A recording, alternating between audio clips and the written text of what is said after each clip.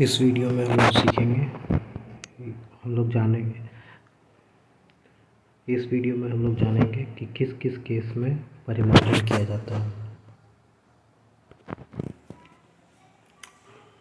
जैसे मैंने बिहार भूमि का पोर्टल खोला है, उसमें भू लगान में आके हम ऑनलाइन भुगतान करे में जाएंगे। ठीक है, उसमें अपना जिस ज़िले में आपका ज़मीन है उस ज़िले को चूज करें। यहाँ से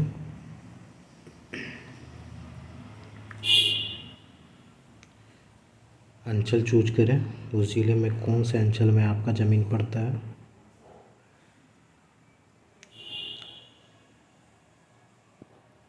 यहाँ आगे बढ़े हैं, इस पे दबाने के बाद ही आप आगे बढ़ सकते हैं, तब आपको हल्का और मौजा का ऑप्शन अनलॉक हो जाएगा।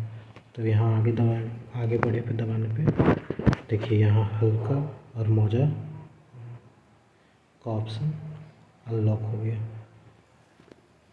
अब ये आप चूज कर सकते हैं, यहाँ से हल्का चूज कर लेंगे अपना,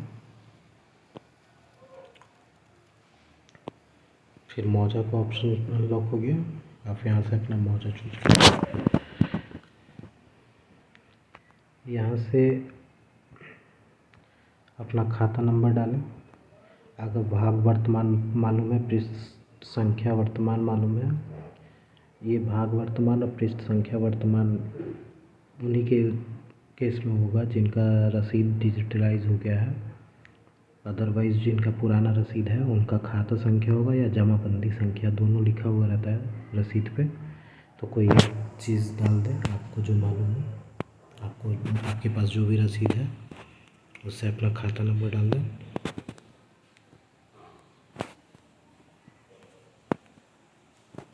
और यहाँ पे ऐड करके डाल दें, खोजे पे क्लिक करें।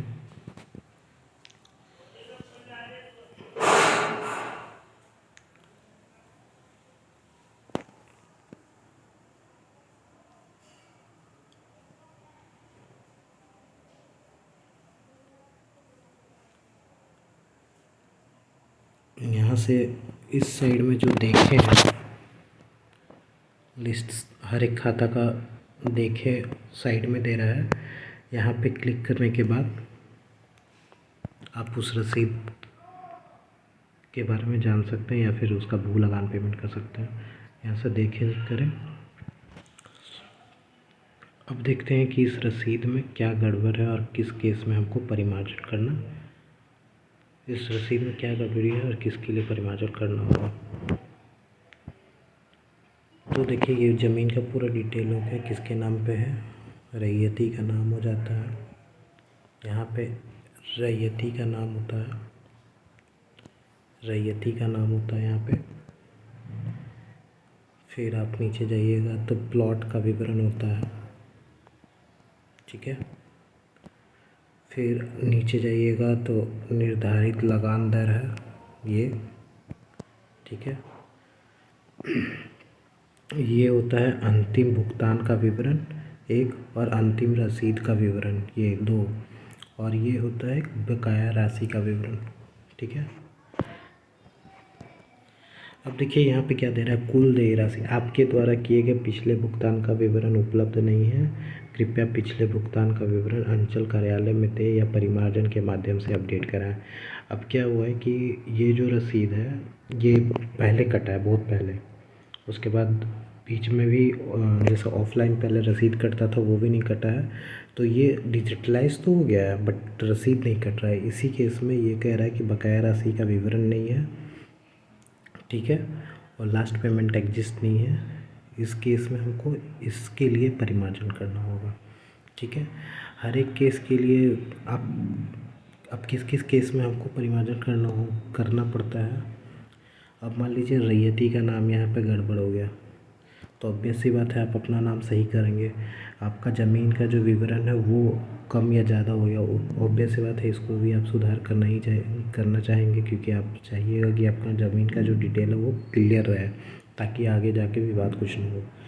फिर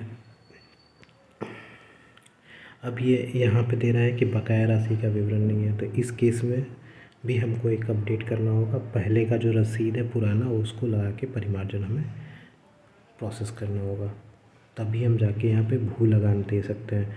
ये जब परिमार्जन के करने के बाद ये जब क्लियर होगा तब यहाँ पे ऑप्शन देगा कि आप अपना भू लगान पेमेंट कर सकते हैं।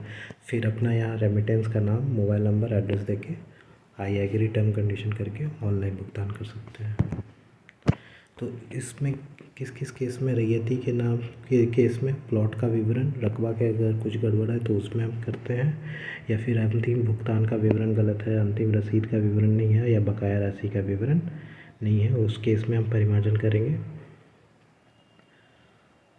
या फिर आपका अगर रसीद ऑनलाइन नहीं है, डिजिटलाइज नहीं है, उस केस में आपको डिजिटलाइज करने के लिए भी परिमार्जन करना पड़ता है। Thank you.